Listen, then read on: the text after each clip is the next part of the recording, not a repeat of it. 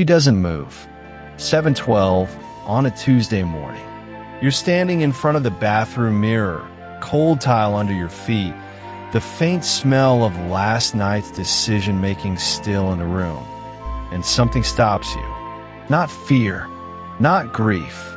Something quieter and more disorienting than either of those.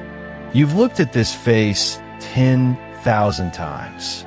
But this morning, for reasons you can't immediately name, you're actually seeing it. Not cataloging it, seeing it. And what you see doesn't match where you feel yourself to be. The face is going somewhere. You're not sure you're going there with it. That pause, that specific, wordless moment of discontinuity, that's what this is actually about. Not as metaphor, as a diagnostic. Because here's the counterintuitive thing. The discomfort you feel about aging is not about time. It has almost nothing to do with time. The gray, the slower recovery, the body that now sends invoices for what used to be free, none of that is the actual source of the friction. Those are just the surface where a much older war finally becomes visible. The war isn't against the mirror. It's inside the man looking into it. Last week, The Guardian published a piece that traveled fast. The headline was blunt: anti-aging is anti-life. The argument wasn't gentle. It called the longevity movement a collective act of self-rejection, an industry running on the unspoken premise that the body you currently inhabit is a defect requiring correction, that the natural arc of a human life is something to be hacked, reversed, or at minimum stalled with enough money and discipline. The author argued that the entire enterprise, the supplements, the protocols, the biological age tests, the cellular optimization racket, isn't a science story. It's a grief story. People who never made peace with being mortal and found an industry willing to monetize that unresolved pain. The piece went viral. Longevity researchers dismissed it. Philosophers celebrated it. And somewhere inside all that noise, the question worth staying with got buried. University College London published something this spring that most people missed. A study on what the researchers called temporal self-discontinuity, the measurable psychological fracture between who a person believes themselves to be and the body they find themselves inside. Not depression, not anxiety, something more specific. A structural mismatch between identity and physical reality that quietly erodes how a man moves through the world, makes decisions, takes risks, and understands what's still available to him. That fracture has a name now. It barely had one 6 months ago. And here's where it gets genuinely interesting, because the research didn't stop at identifying the problem. What emerged from the data was that the men who navigated this fracture most effectively weren't the ones who optimized their cortisol or tracked their sleep with military precision. They were the ones who had developed a particular relationship with their own internal state. Not managed it, not suppressed it, developed a relationship with it. That's not a soft idea. It has a hard mechanism behind it. What the older literature called the law of vibration, the measurable principle that internal states produce consistent external patterns, isn't mysticism. It's the upstream variable that the longevity industry keeps ignoring because it can't be bottled. The war inside the aging man isn't primarily biological. It's attentional. It's about where his energy is actually pointed and what frequency that energy is broadcasting into every room he walks into, every choice he makes. Every morning he either rises with intention or surrenders to the default. The woman in the mirror at 7:12 is a symptom. You, standing in front of yours, are facing the same question she is, just with different stakes and a different clock. What is the unnamed internal war that makes aging feel like a betrayal? That question doesn't have a comfortable answer, but it has a real one, and that's where we're going. There is a war most people never name. Not the one in the headlines. Not the one between political parties or competing pharmaceutical interests. This one is quieter, and it has been running inside the people watching this for a long time. Maybe since the first morning they looked in a mirror and felt something close to disappointment. Not sadness, not grief, something sharper, a kind of low accusation, as if the face looking back had broken promise. That unnamed internal war, the one that makes aging feel like a betrayal of the self. That is what we've been circling since the beginning of this video. And now we have a name for it, because a newspaper article of all things handed us one. The Guardian published a piece that moved through the American media conversation the way smoke moves through a house you think is sealed. Quietly, completely. The argument it made was not new in academic circles, but it was new in the way it was said directly, without apology, to the exact audience that had been spending the most money not to feel old. The thesis, stripped of its careful British phrasing, was this: the longevity industry is ageism in a lab coat. The author was not a contrarian blogger or a cultural critic looking for clicks.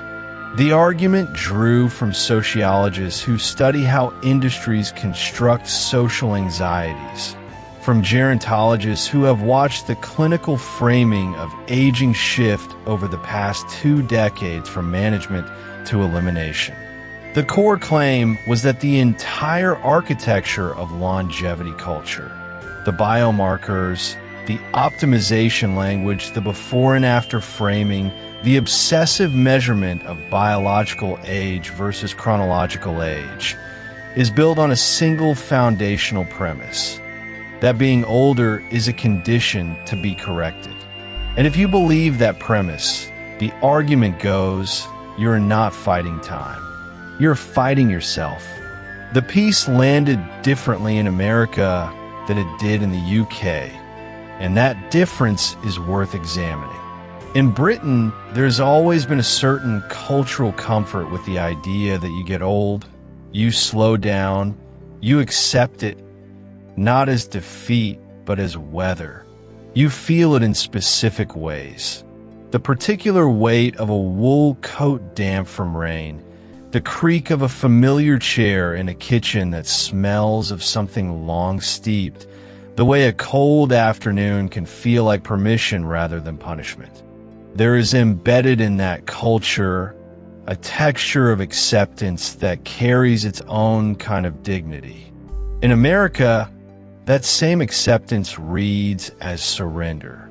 And the Guardian article walked directly into that gap between the two sensibilities and detonated something.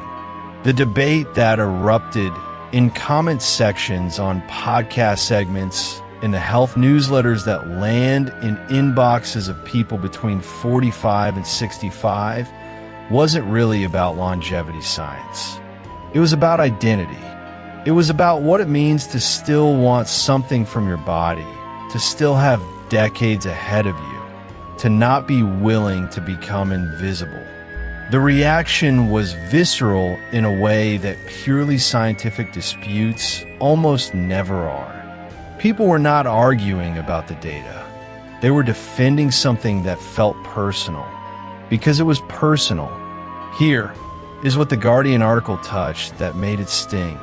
The longevity industry did not sell these people a product. It sold them a self-concept. It told them that decline was optional, and they believed it, not because they were naive, but because they were paying attention. They read the studies. They adjusted their sleep. They tracked their food. They exercised when they didn't want to. They did the work. And when someone comes along and says that the entire framework you built your health identity around is secretly a form of prejudice against the very thing you are becoming, you don't just disagree intellectually. You feel accused. You feel it somewhere behind the sternum, a kind of hollow pressure, the way a room feels after someone has said the thing that changes it. That feeling is the war made visible. There's a study worth bringing in here because it reframes everything in a way that neither The Guardian nor the longevity industry has been willing to do honestly. Becca Levy at the Yale School of Public Health spent years documenting something she called internalized ageism, the degree to which people absorb negative cultural messages about aging and begin to apply them to themselves. What she found across multiple studies published in the Journal of Personality and Social Psychology was that people with more positive self-perceptions of aging lived, on average, 7.5 years longer than those with negative ones. 7.5 years. Not from supplement, not from an intervention, from a story they were telling themselves about what they were becoming. This is where the laws of vibration and attraction stop being philosophical abstractions and become something measurable. What Levy documented is essentially this: the emotional frequency you inhabit while pursuing your health is not separate from the outcome. It is part of the mechanism producing the outcome. A body moving through the world in a state of chronic low-grade self-rejection. I am declining. I must correct this. I am not yet what I should be. Is not vibrating at the same frequency as a body moving through the world with genuine investment in its own vitality. The behaviors can look identical from the outside. The supplement stack, the sleep protocol, the training log. But the internal signal the body is receiving and broadcasting is entirely different, and Levy's data suggests that difference compounds over decades in ways the longevity industry has never been incentivized to measure, because measuring it would complicate the selling. Now, put that finding next to the Guardian's argument. If the longevity industry is continuously reinforcing the message that aging is a problem, that your current biological state is a form of failure to be corrected, then the very anxiety it generates by selling you solutions may be undermining the outcome you're paying for. This is not a small irony. This is a structural contradiction at the center of a multi-billion-dollar enterprise. You're being sold the cure to a disease the selling of the cure is making worse. And you feel that contradiction even when you can't name it. It shows up as the particular exhaustion of doing everything right and still feeling vaguely behind. The Guardian named the disease. What it missed, and what almost everyone who argued about the article also missed, is exactly where to place the remedy. The problem is not optimization. The problem is the emotional orientation from which you pursue it. There is a difference between maintaining your body from a place of genuine investment in your own vitality and maintaining it from a place of dread about what you are becoming. The people who aged well in Levy's studies weren't people who ignore their bodies. Many of them were physically active, socially engaged, nutritionally aware. What distinguished them was not what they did, but the internal posture from which they did it. They were not running from something. They were moving towards something. That direction, toward rather than away, is not a metaphor. It is a physiological and psychological reality that accumulates every single day. The Guardian article, in its most honest moments, was trying to say this, but it came at it from a sociological angle, which meant it ended up indicting an industry without offering any ground to stand on afterward. And that left readers somewhere genuinely uncomfortable. If the longevity industry is selling you dressed-up ageism, what are you supposed to do with the pull you feel toward wanting to be well, toward wanting to stay sharp and strong and present in your own life? The article never answered that. The silence at the end of it felt like a verdict with no sentencing recommendation. That is why it generated such heat. The people watching this, the ones still in it, still working, still building something, still curious about the world, they don't want to be told that wanting more time is a character flaw.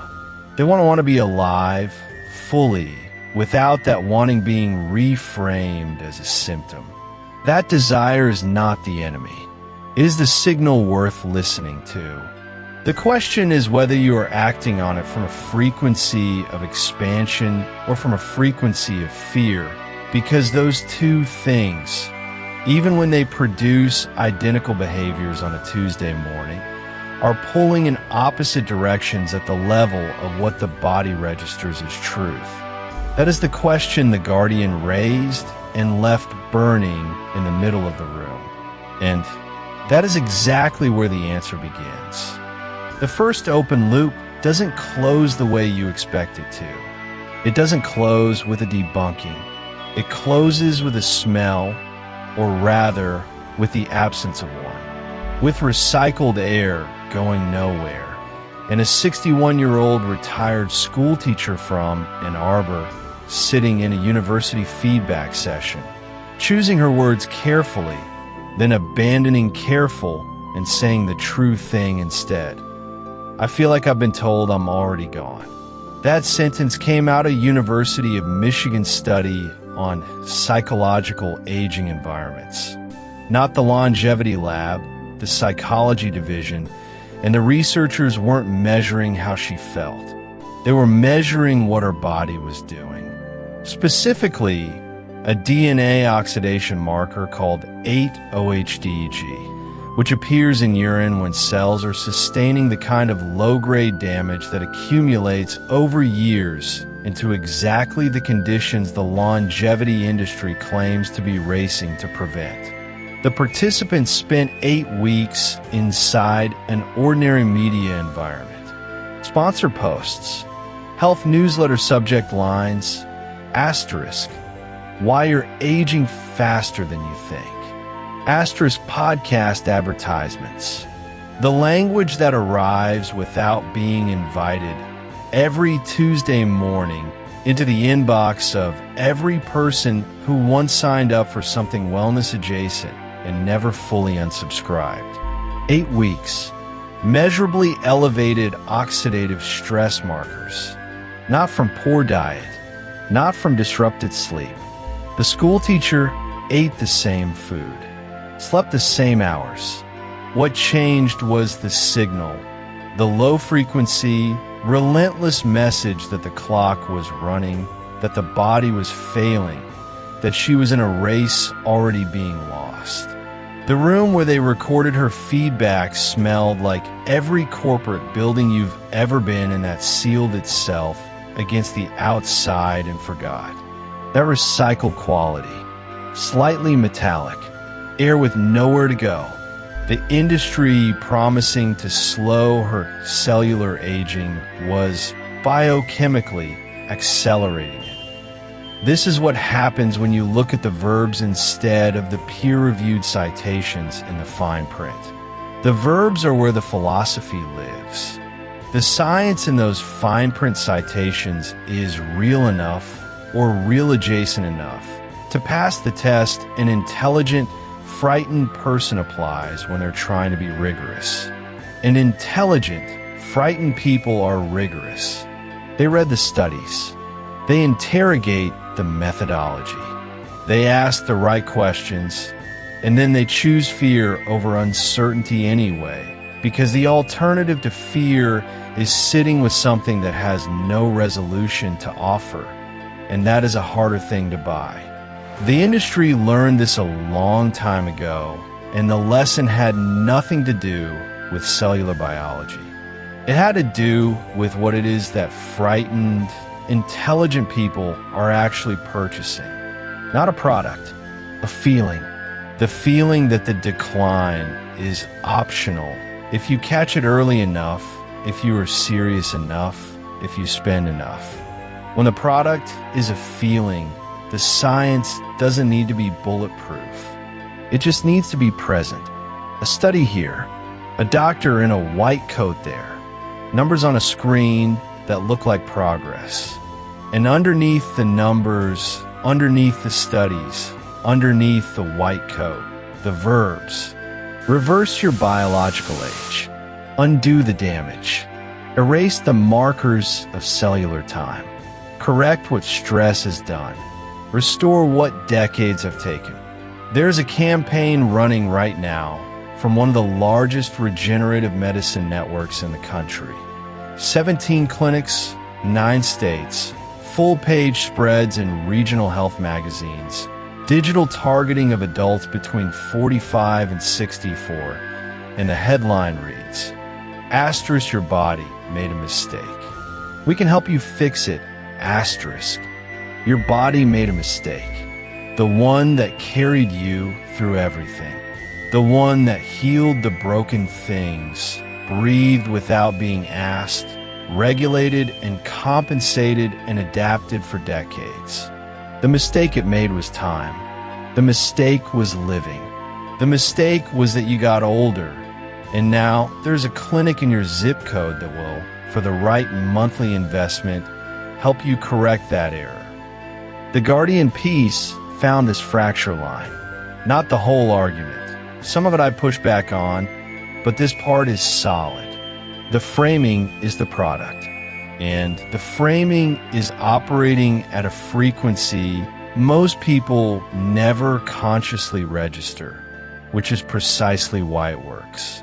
There's a principle treated variously as physics and philosophy, depending on who is citing it, that holds that systems, biological systems included, tend to vibrate in resonance with the dominant signals they are surrounded by. That what a body is immersed in is not neutral backdrop. It is input.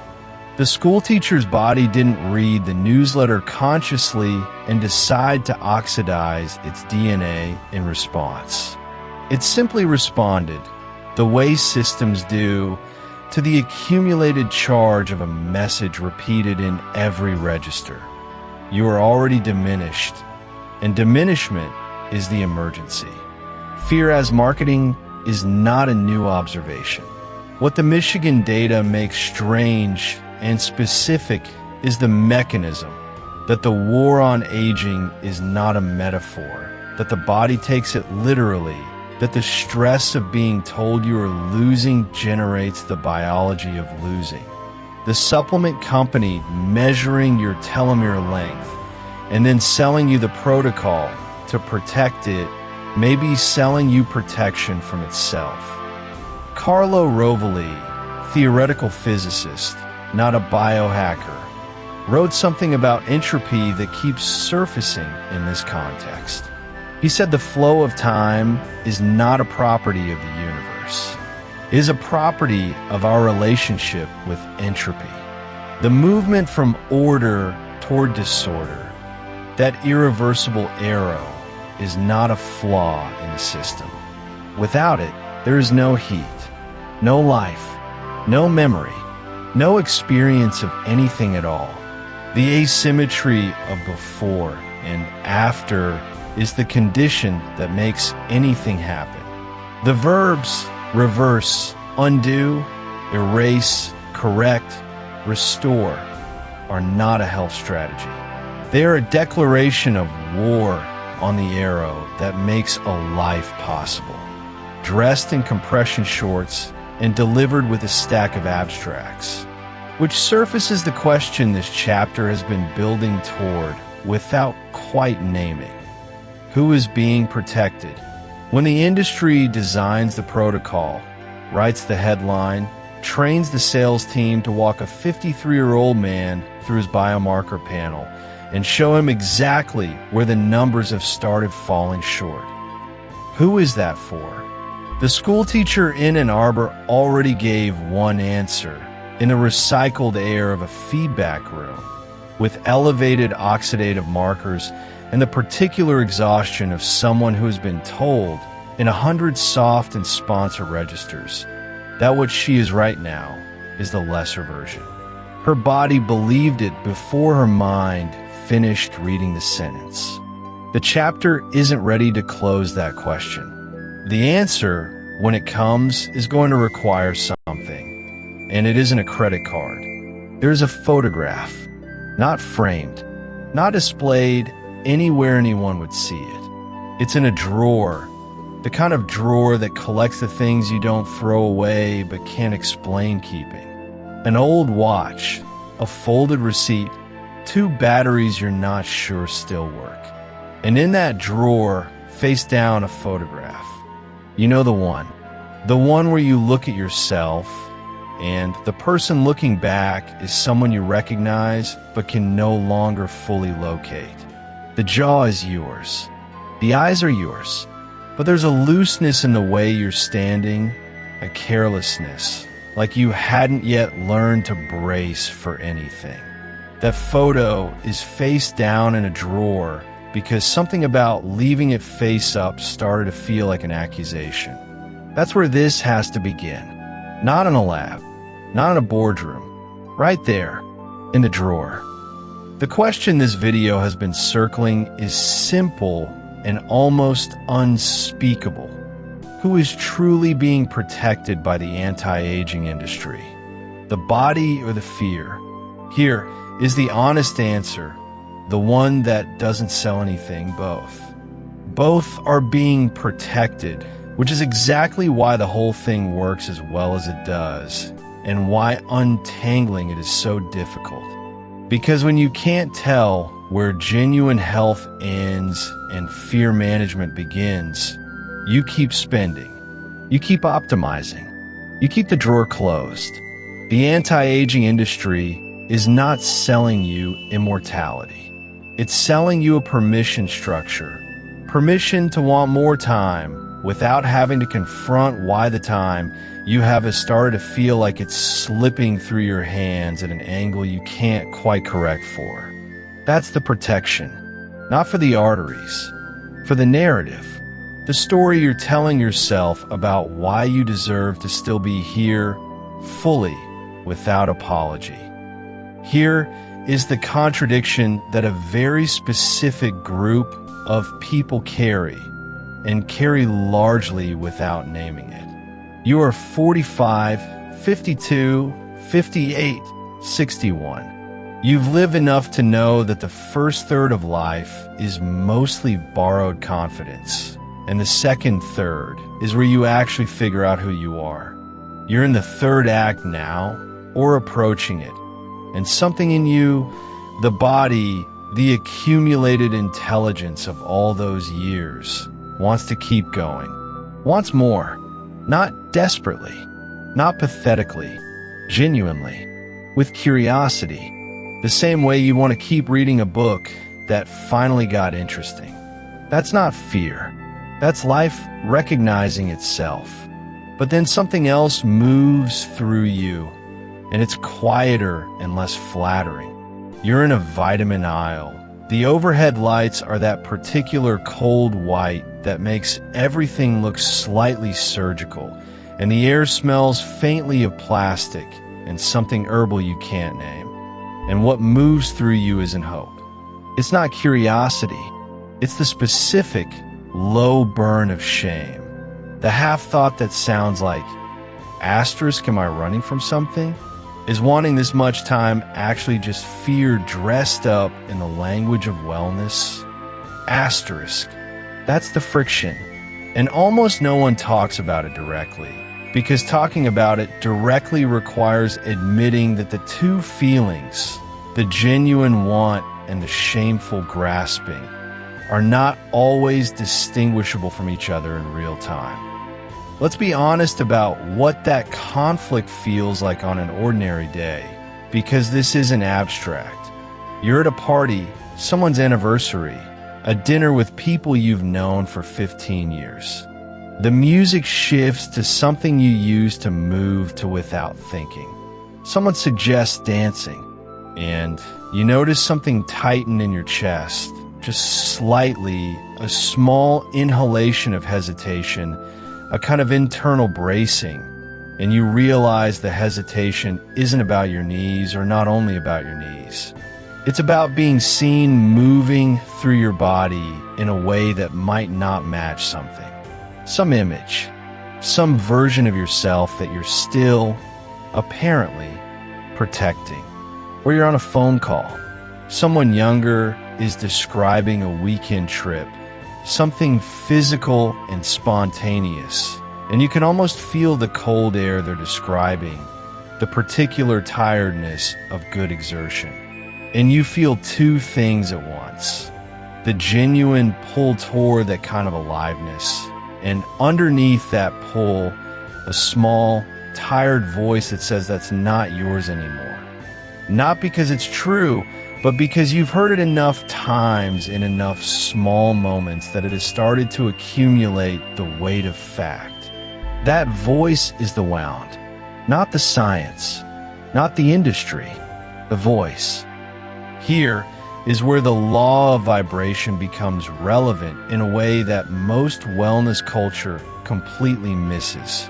The dominant frequency underneath compulsive health monitoring is not hope. It's not even ambition. It's low-grade alarm.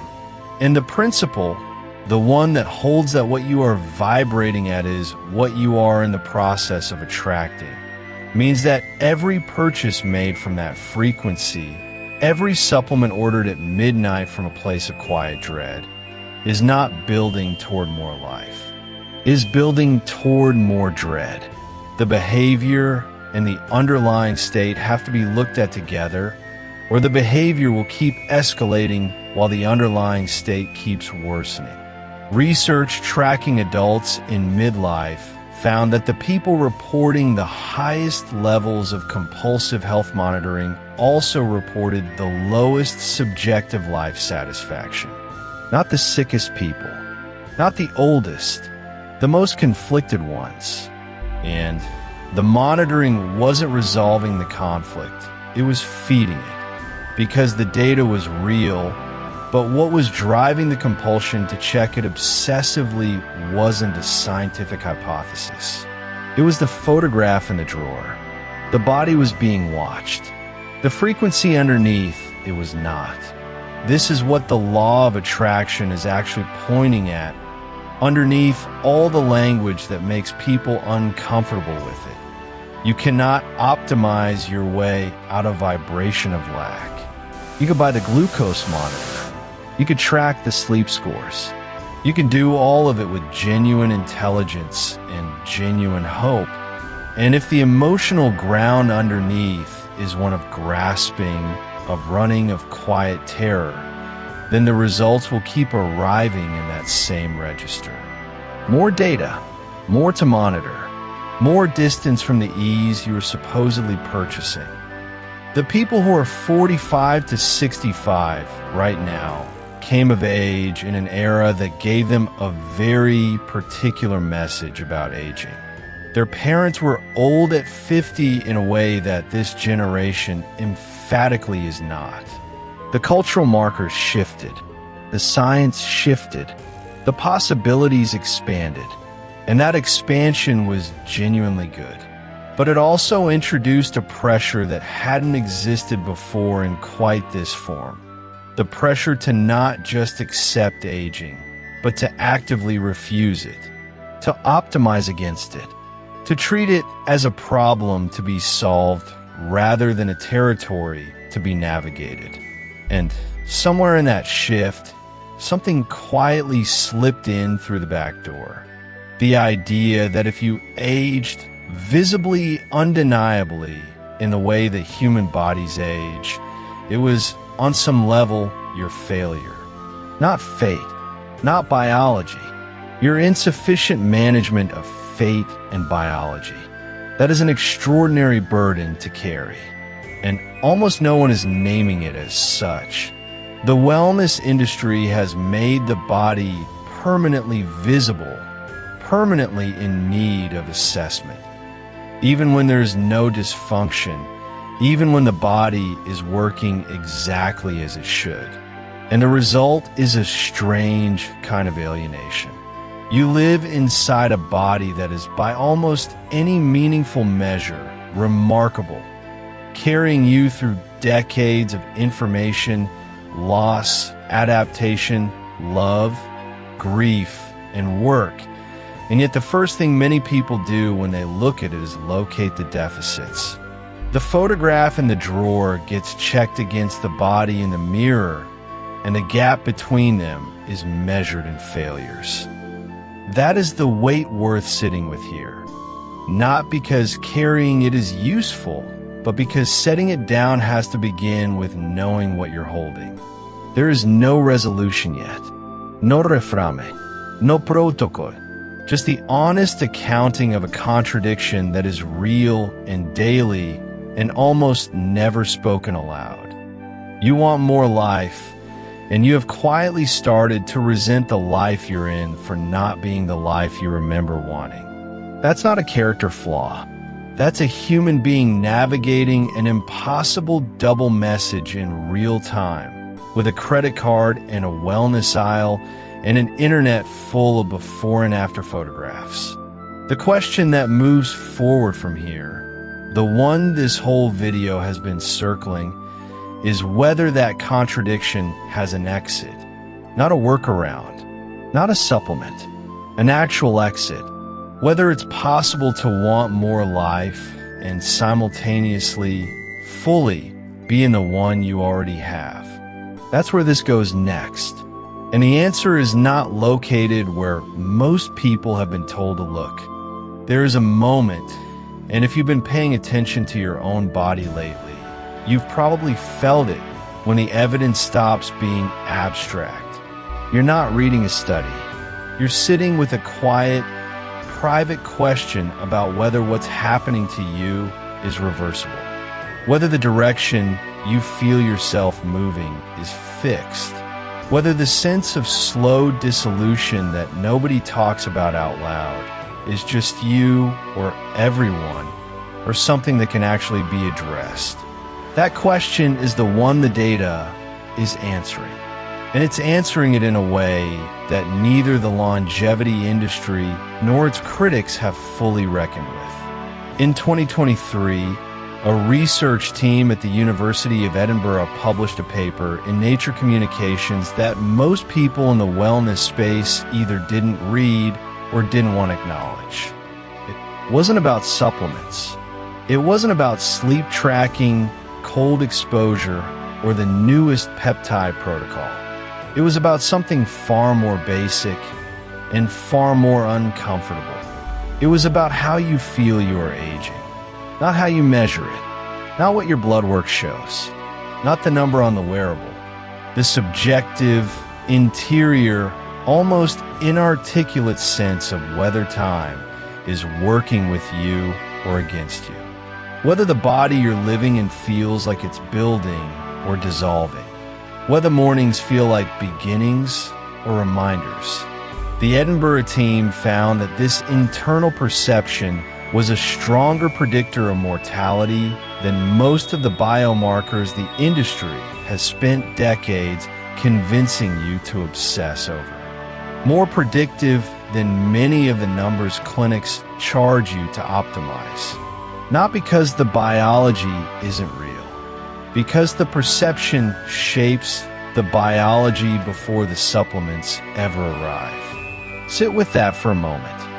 Becca Levy has spent decades at the Yale School of Public Health, and her work stands independent of the institution's name behind it. Across multiple cohorts, replicated over multiple decades, Levy found that people who held more positive beliefs about their own aging live an average of 7.5 years longer than those who held negative ones. 7.5 years. That is not a rounding error. That is a difference larger than the benefit of not smoking, larger than the benefit of regular exercise, measured in isolation. And this is where those two bodies of work, the Edinburgh study and Levy's research, stop being separate findings and become a single argument. An argument that complicates the Guardian's critique without dismissing it. Because the Guardian piece wasn't wrong about the industry. The industry is selling anxiety, is exploiting fear of decay. There are real distortions in the longevity market, real overstatements, real price gouging dressed as science. All of that is true, and we've been honest about it. But the Guardian committed its own version of the same error. It reduced the longevity conversation to the products, as if the only question worth asking was whether the supplements justified their price tag. As if the only people engaging with aging were the wealthy, optimizing their biomarkers in expensive clinics. That framing is convenient for a certain kind of editorial. It lets you position everyone interested in their own longevity as either a fool or billionaire adjacent. The Edinburgh data doesn't care about the supplements. It's asking something else entirely. It's asking, what story are you telling yourself about what is happening to you? Levy's research is more specific than it sounds. She wasn't measuring optimism in the broad, greeting card sense. She was measuring the deep, often unconscious beliefs people carry about what old age actually is. Whether it means diminishment, whether it means becoming invisible, whether the body becomes an opponent. These beliefs, absorbed from culture, from family, from decades of anti-aging advertising that frames every passing year as a loss, register physiologically. They change how the body allocates resources. They influence cardiovascular response. They alter how people move, how they seek care, how they recover from illness. The mechanism sounds almost too clean. You believe you are declining, so you behave as someone who is declining, so the body receives that signal and declines. But it's more textured than that. It's more like water finding the shape of the container it's poured into. The water doesn't decide the shape. The container already decided. And most of us have been handed containers formed long before we had any say, shaped by every anti-aging commercial that equated wrinkles with failure, by every magazine that put the word still in front of compliment given to anyone over 50. Asterisk still attractive, still sharp, still relevant. Asterisk as if the default expectation was that you should already be gone. That is the container most people are aging inside of. And here is where the Guardian's critique and the Edinburgh data stop being opponents and become two halves of the same problem. The industry exploits fear, but the fear was already there, installed long before the industry arrived. The supplements and protocols and longevity clinics are, in a strange way, downstream of the same cultural contempt for aging that The Guardian was ostensibly criticizing. Both are responding to a signal.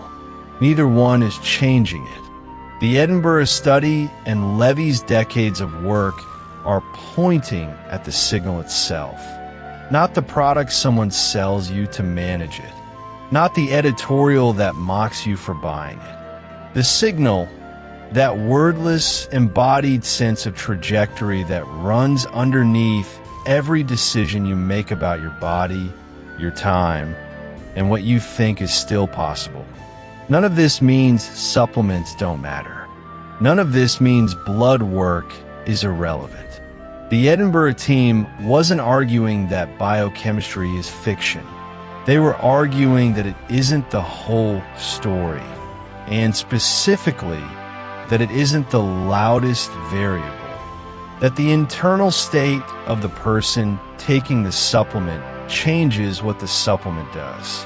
That the same protocol run through a body that believes it is losing produces different results than the same protocol run through a body that believes it is capable, which means the product is not the variable you think it is, which means both the longevity industry's conversation and the Guardian's conversation, in their own separate ways, are addressing symptoms while the operating system underneath both of them goes untouched.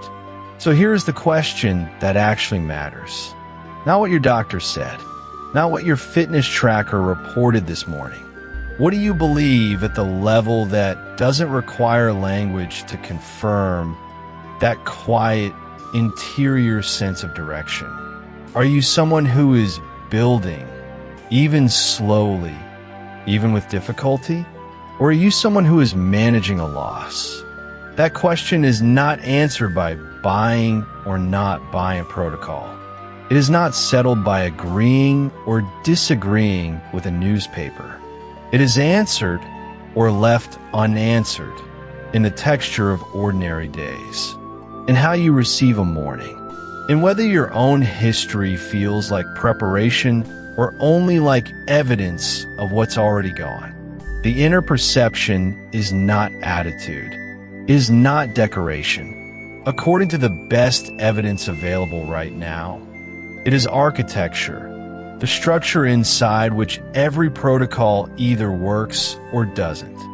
Which means the next question is the one this video has been building toward. If belief operates at this scale, if what you hold about your own aging actually moves the numbers that matter, what is the mechanism that makes it possible? Not the metaphor, the actual pathway from perception to tissue. From a story you carry in the quiet of an ordinary afternoon to the way your body decides, far below consciousness, what to repair and what to release. That thread is real, and you're closer to it than you were 10 minutes ago. There's a man who has been doing everything right for 3 years. The fasting window, the cold exposure, the sleep tracking, the resistance training timed around his circadian peaks. He pulls his phone out in the morning before he's fully awake to check his HRV score, and the number determines something about his mood before he's spoken a word to anyone. He is, by every visible measure, serious about this, and he is exhausted in a way that none of the interventions are touching. This is not a story about him being wrong about the science. It's about something the science actually addresses, which the industry built on top of it almost never does. The autonomic nervous system does not have an opinion about your philosophy. It doesn't care what you believe in, what you're optimizing for, or how clean your protocol is. What it responds to, with absolute precision, without negotiation, is signal. Specifically, the signal of whether the organism it governs is in a state of threat or a state of safety. That's the whole input, threat or safety. And from that single distinction, it orchestrates everything else. When the signal reads threat, the sympathetic branch takes the lead. Digestion slows. Blood is shunted away from the gut toward the major muscle groups. The immune system initiates a particular kind of inflammatory response. Not the healing kind, but the battlefield kind, calibrated for short-term damage control. Cellular repair gets deprioritized. The reproductive axis downregulates. Even nutrient absorption changes. The intestinal barrier tightens against the wrong things and loosens against the wrong things. The body in threat mode is not building toward the future. It is surviving the present moment, spending resources it may not be able to recover. When the signal reads safety, the parasympathetic branch runs the show. Digestion works the way it was designed to.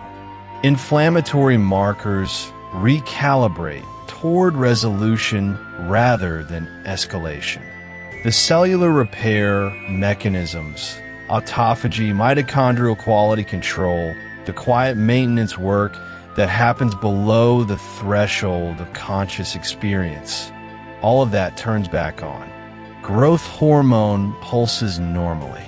The gut barrier functions with discrimination rather than alarm. The body in safety mode is doing something that has no dramatic name, but is perhaps the most important thing it ever does. It is tending to itself. None of that is controversial.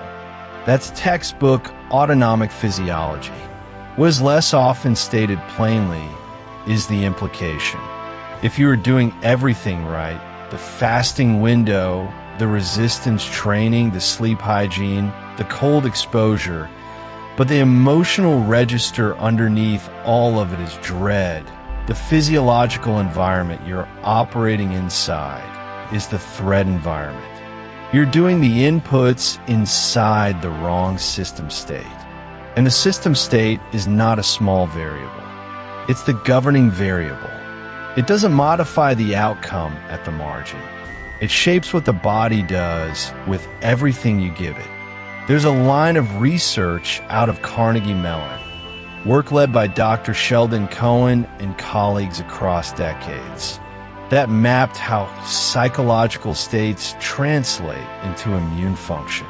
Not how stress feels, how it actually behaves in the tissue.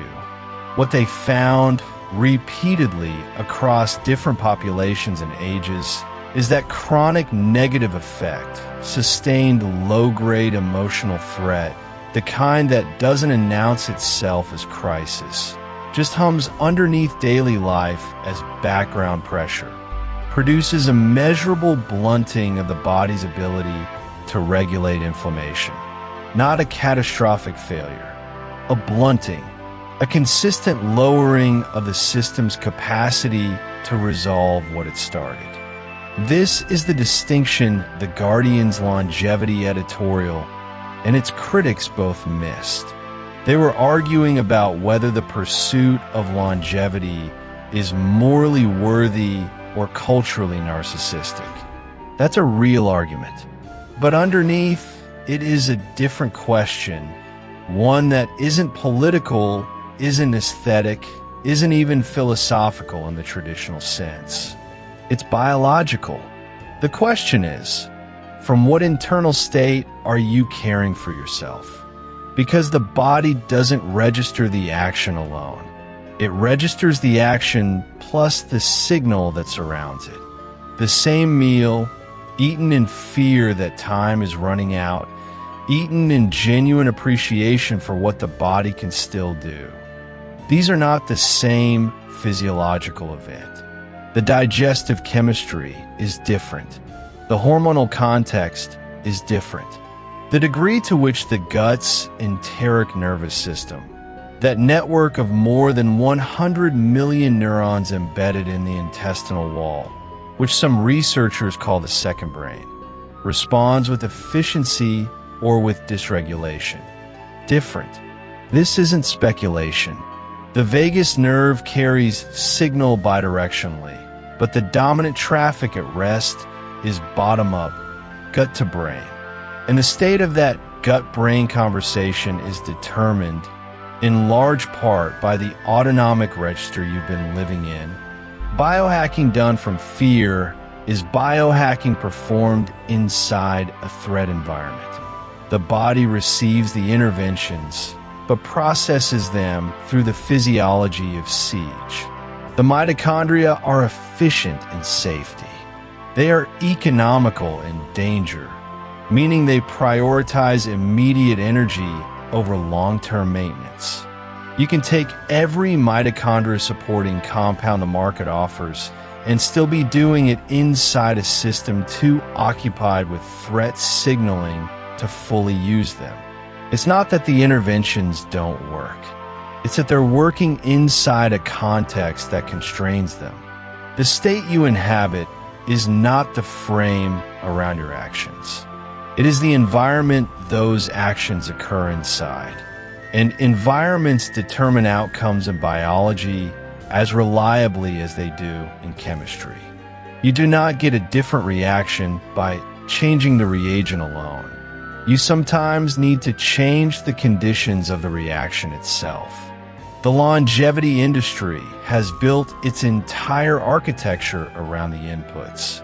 Eat this, take this, sleep this many hours, train this way, track these biomarkers. All of that has value. Some of it has considerable value. But the industry has almost no language for the state from which you do all of it, because state is not something you can bottle, dose, or sell at premium. It doesn't scan on a DEXA machine. It doesn't show up cleanly on a methylation panel. And yet it is, by the available evidence, among the most powerful determinants of whether the inputs do what you hope they'll do. Accepting the present body, not as resignation, not as giving up on anything, but as the genuine starting point, the actual ground you're standing on right now, produces a measurably different physiological context than fearing what the present body represents about the future. Acceptance lands in the parasympathetic. Fear lands in the sympathetic. The body does not split the difference. It responds to the dominant signal. And the dominant signal, for most people consuming longevity content, is not curiosity. It is not wonder. It is not love for the organism they're living inside. It is low-grade, chronic alarm. The alarm of not enough time. The alarm of falling behind a curve that no one can clearly define. The alarm of watching the culture around you decide what aging means, and fearing that you have already begun to mean it. That alarm is the sabotage, not the missed workout, not the imperfect diet, not the occasional bad night of sleep, because it keeps the system in the register where none of the good inputs can be fully metabolized.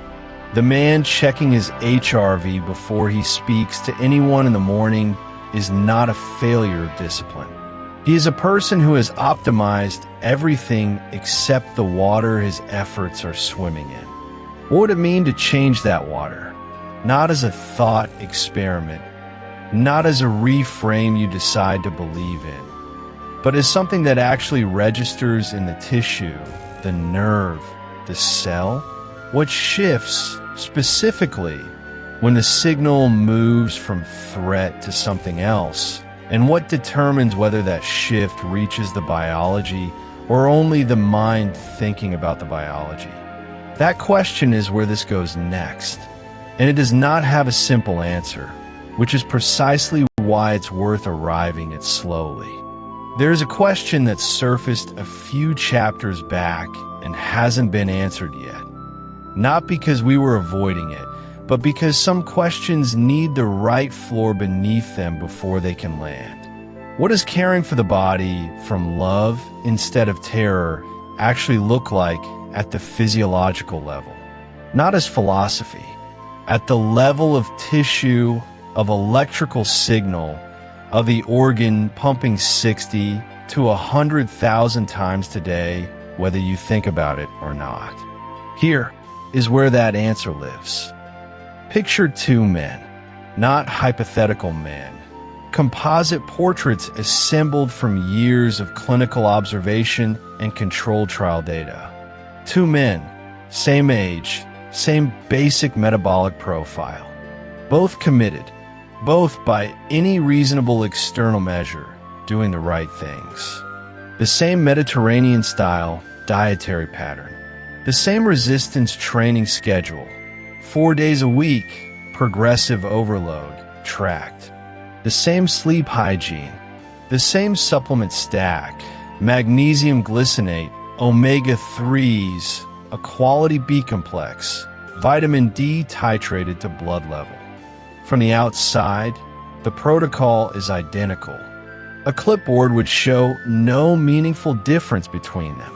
One of them, at his 2-year blood work review, has measurably improved inflammatory markers, improved insulin sensitivity, a resting heart rate that has dropped 7 beats per minute. His physician describes his trajectory as genuinely encouraging. The other has flatlined. Some markers have drifted in the wrong direction. His physician, reviewing the same timeline of effort, uses the phrase plateau we can't fully explain. This happens. It happens more than the wellness industry ever wants to discuss, because it breaks the transactional promise the industry is built on, that the right inputs, reliably enough applied, guarantee the right outputs. Something is missing from the equation. The first man, on a Tuesday morning, is in the gym before most of the city has started its engines. There is old equipment in there, a cable machine that smells faintly of cedar and rubber, the kind of smell that belongs to a place someone has been coming along enough that it has become familiar. He is not rushing. He finishes a set, breathes, looks out a narrow window at nothing in particular. There is something almost quiet in the way he moves through the room. Not passive. His training log is meticulous. The loads are real, but unfrightened. He is here because he has learned at some point in the last few years that his body responds when he pays attention to it with something that resembles care. The second man trains harder. He is also meticulous, more so, if anything.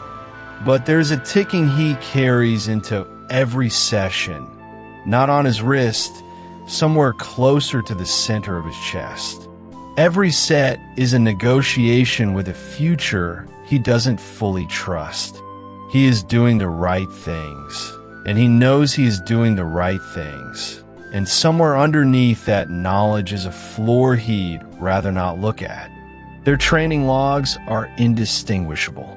Their bodies are producing different chemistry. Cardiologist Roland McCready spent the early years of his research career tracking the electrical behavior of the heart, and eventually found something that didn't fit the model he'd been trained in. The heart, it turned out, was not simply a pump following orders from the brain. It was transmitting. The electromagnetic field it generates extends beyond the skin, measurably several feet into the space around the body. And the pattern of that field, its rhythm, the degree to which its intervals are ordered and wave-like rather than erratic and jagged, appeared to communicate directly with immune regulation, hormonal output, cognitive function, the electrical behavior of the brain itself. The key word the researchers kept returning to was not rate, not strength. It was coherence. The difference between a heart producing long, smooth oscillations, something closer to a sine wave, and a heart producing electrical noise. What the data kept showing was that coherence had almost nothing to do with how much the person exercised, or what they ate, or how disciplined they were. It had to do with what they felt when they did those things. States the researchers classified as appreciation and genuine care generated measurable coherence within 90 seconds. States of anticipatory threat, the psychological posture of a person moving toward health because something frightening is gaining on them, generated incoherence. Electrical noise, and that noise traveled downstream into every system the heart communicates with, which is to say every system. A 1998 study using this protocol found that a 5-week intervention produced, in participants who trained coherence rather than change behavior, a mean doubling of DHEA alongside a 23% reduction in cortisol. DHEA is one of the most reliable predictors of biological age in the research literature, a hormone fundamental to cellular repair and immune resilience. What changed in those 5 weeks was not the diet, not the exercise, not the supplements. What changed was the emotional state from which participants moved through their days. The protocol on paper was identical. The body's response was not.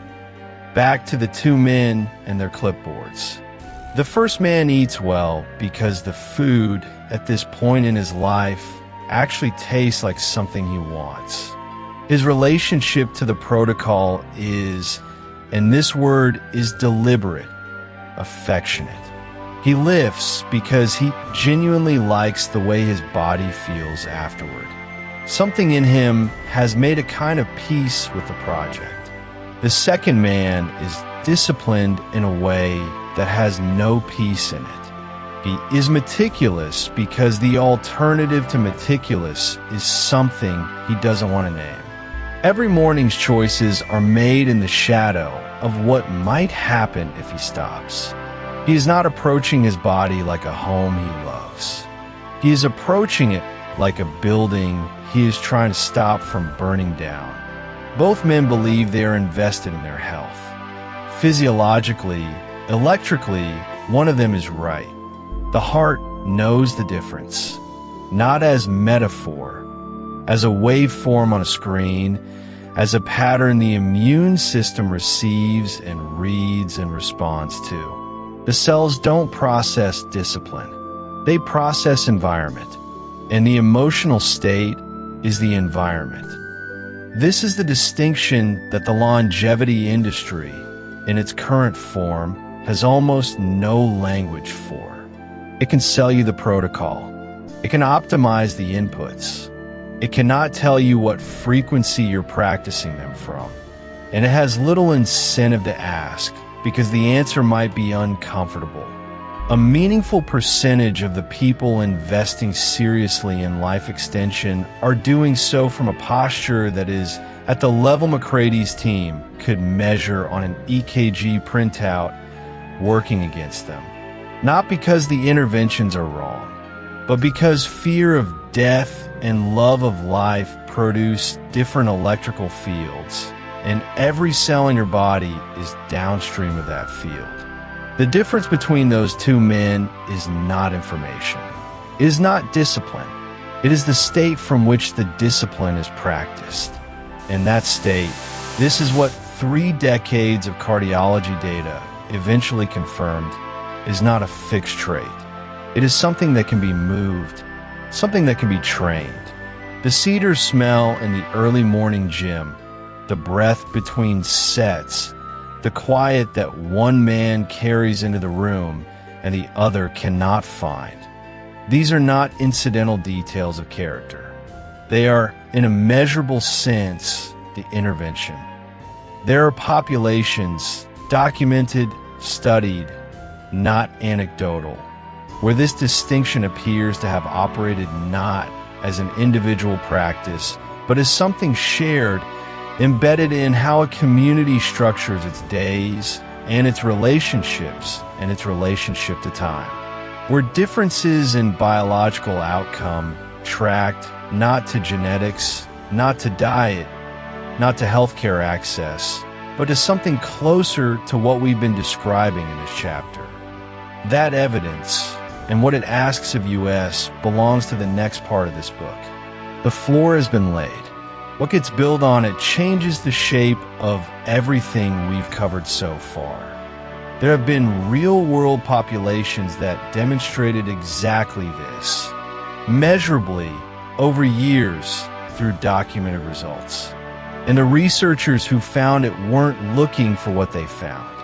Let me tell you about 2 of them. The first starts in caregiving, specifically in the REACH study, Resources for Enhancing Alzheimer's Caregiver Health, a longitudinal program that tracked thousands of family caregivers across multiple sites in the United States over an extended period. The researchers expected to find what everyone expected, that the burden of caregiving would age people faster. And in some cases, it did.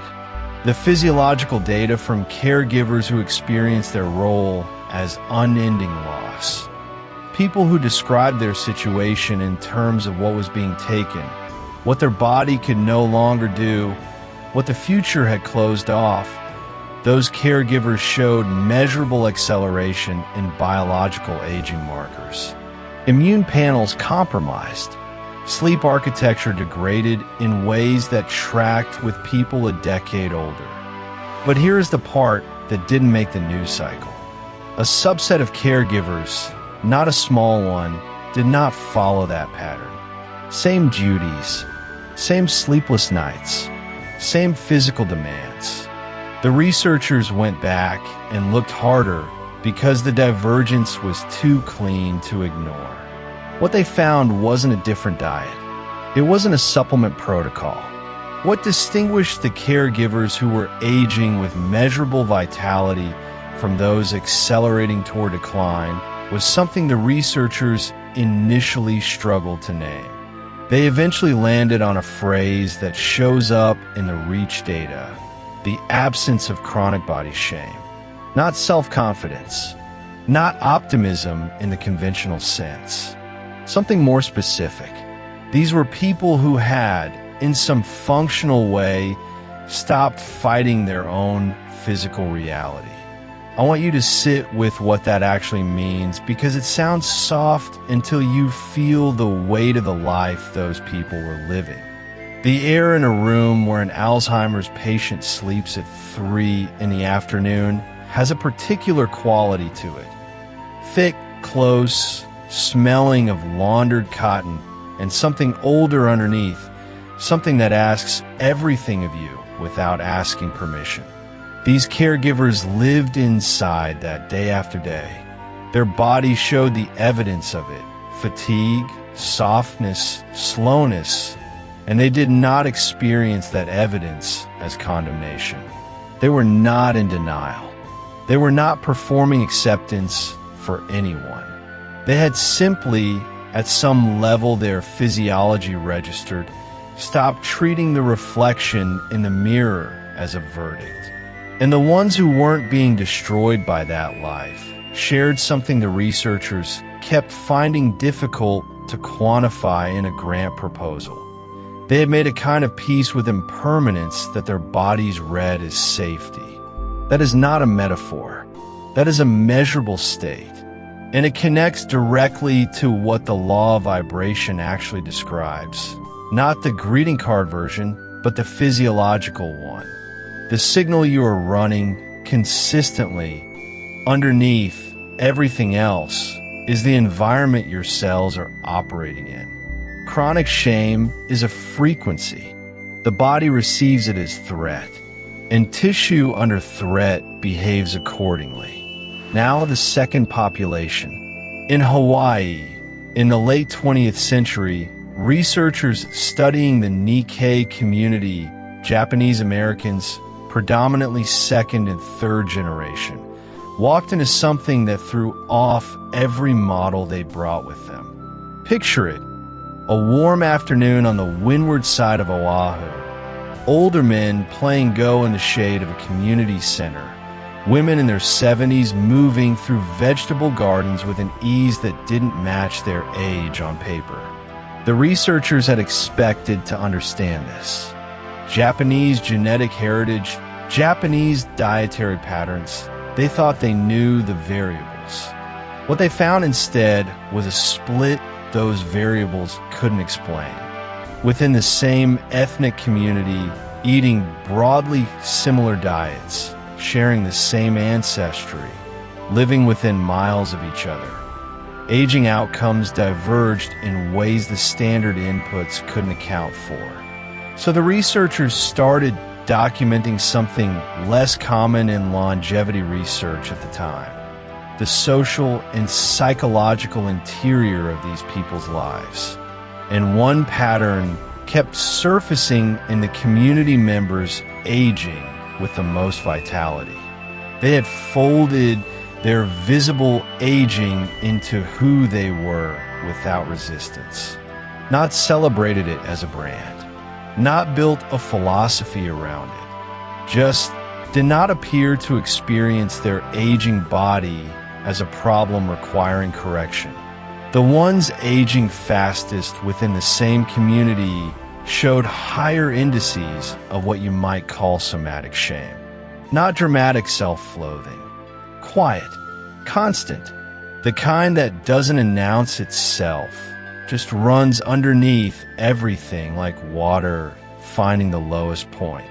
And here is where these two populations, caregivers in a Reach study, Nikkei men and women in Hawaii, point toward the same thing from two different directions, and where the law of attraction stops being an abstraction. The longevity market is built on one premise. Your body, as it currently exists, is insufficient. Bring it here. We will make it adequate. The marketing is sophisticated enough to dress that in clinical language and aspirational imagery. But the signal underneath is consistent. You are behind. You are failing. You are a problem to be corrected. And when you spend years, decades, running that signal internally, your body receives it the way it receives any chronic threat. Not a dramatic cortisol spike. Something quieter and more persistent, a background frequency that now is not safe, that the current self is not okay. And tissue under that signal behaves accordingly. Repair cycles slow.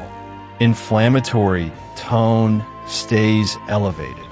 The systems that handle regeneration, processes that have nothing to do with discipline and everything to do with the body's assessment of whether now is a safe time to invest in the future. Those systems receive the same message consistently. Not yet. Wait, this is not safe.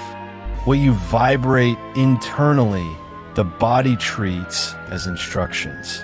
This is what gets lost when acceptance enters common language. People hear acceptance and hear surrender. They hear giving up. They hear the thing you do when you've run out of options. But what the Reach data and the Hawaii data show is that acceptance is not a passive state. It is autonomic flexibility, the nervous system's capacity to move between activation and recovery without getting stuck. Not the flat line of resignation. The variability of a system that trusts it will be allowed to rest and therefore invests in the future and therefore repairs. The body that is not fighting itself has resources available that the body at war with its own reflection simply does not. That is what those caregivers had. That is what those Nikkei men and women in Hawaii had. And it wasn't bought. It wasn't prescribed. It was a vibrational state, the measurable physiological consequence of a person who had stopped broadcasting emergency signals about their own existence. The internal environment is not a metaphor for health. It is the condition in which health either occurs or doesn't. And what I want you to leave this with is not a cliffhanger. It's this: the research is real, the mechanism is understood, and the state those populations were in is accessible. It is not the property of people with the right genes, or the right income bracket, or the right amount of suffering behind them to have earned some elevated perspective. It is a physiological state with a physiological on-ramp. And you're already closer to it than the industry that profits from your distance wants you to believe. That's worth sitting with before we go any further. Somewhere in a warehouse in New Jersey, climate-controlled, fluorescent, carrying that faint chemical sweet smell that clings to new plastic, pallets of anti-aging product move out on conveyor belts at a volume that is almost impossible to picture. Serums, peptide supplements, not precursors, collagen powders in sleek matte canisters. Not a spa with soft lighting and ambient music. A warehouse, industrial, the everyday engine of the longevity economy, the part nobody photographs for Instagram. That operation, multiplied across dozens of brands, thousands of SKUs, millions of units, sits underneath the headline number. In 2023, the global anti-aging market crossed $67 billion. Not the cutting-edge longevity clinic sector, not biohacking hardware, the anti-aging market, the creams, the supplements, the devices, the treatments built on one premise, that your face and your body are falling behind. And that falling behind is a problem worth spending money on every single month until you die. Grandview research projects that number reaching 93 billion by 2027. That is not growth. That is an industry learning year after year that its model works and doubling down. Take a breath, not to calm yourself down, just to notice what you feel when you hear those numbers. Because what you feel is actually the point. Here is the structural fact that does not make it into the press releases. This market does not sell products. It sells a state of being. Specifically, it sells urgency. The urgency that you are running out of time. The urgency that your cells are losing ground while you hesitate. The urgency that the person next to you is doing more, starting earlier, accessing better science. The product is almost incidental. What the transaction actually delivers, what it has to deliver to keep you coming back, is temporary relief from a permanent anxiety that the market itself installed and maintains. This is not a moral accusation. It is a business model description. An industry built on inadequacy cannot afford for its customers to feel adequate. An industry built on urgency cannot afford for its customers to feel at peace with time. The moment a customer genuinely internalizes that their body is not an enemy, not a failing project requiring endless intervention, they become a less reliable revenue source. They might still buy things, but they buy from a different posture. They choose rather than grasp. They evaluate rather than react. That is a much harder customer to sell to have full margin. So the market protects the emotional state that keeps it alive. Quietly, persistently, at scale. A researcher at MIT's Age Lab named Joseph Coughlin has spent years mapping the emotional architecture of aging markets. And what his work keeps landing on is this. The anti-aging industry does not primarily sell youth. It sells the fear of becoming irrelevant, invisible, physically untrustworthy, less than. That fear is more durable than vanity because it reads to the brain not as a preference, but as a threat. And a nervous system reading threat is significantly more susceptible to urgent purchase framing than one that is rested and grounded. Walk through a store in that activated state and your hand moves differently. Your reasoning moves differently. The industry has built its conversion model inside that gap. $67 billion, organized around a biological vulnerability. Now here is the part the market cannot advertise because it would dissolve the model on contact. A 2022 study out of the University of Exeter tracked supplement uptake and subjective health outcomes in adults over 50 across 18 months. The finding that got buried in the footnotes was this. Participants who entered the study with higher baseline scores on what the researchers called aging self-acceptance. Not denial, not forced positivity, but a genuinely non-adversarial relationship with getting older, showed measurably better absorption and utilization of the same interventions. Same dosage, same product, different internal state, different result. The Exeter warehouse, you might say, was identical. But what the body did with what arrived, there was not. This is not metaphysical. It runs through gut motility, cortisol's effect on how nutrients get partitioned, the integrity of the gut barrier under chronic low-grade stress. The market sells you the intervention without selling you the internal conditions that would make the intervention work, because selling you those conditions would reduce your dependency on the intervention itself. The customer who arrives in fear gets the worst outcome from the product. The customer who has made a kind of peace with time gets the best. Feel the texture of that for a moment. Not as outrage, just as information. Because what the Exeter data is pointing at is something older than supplement science. It is pointing at what the law of vibration has always described. That the state you are in when you engage with anything, any tool, any practice, any substance shapes what that thing can actually do inside you. Frequency is not a metaphor here. It is the literal electromagnetic and biochemical environment your cells are operating in when the intervention arrives. Fear produces one environment. Ground produces another. And those environments are not equivalent. They do not produce equivalent results.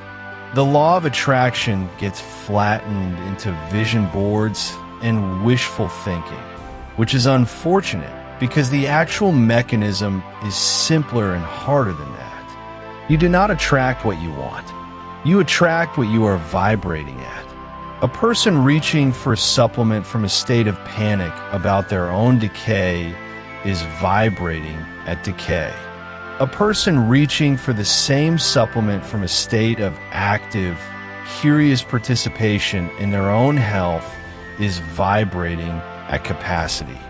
The body, which is not separate from that signal, which is made of that signal, responds accordingly.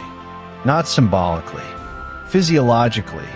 The warehouse in New Jersey does not know any of this. The conveyor belts do not care.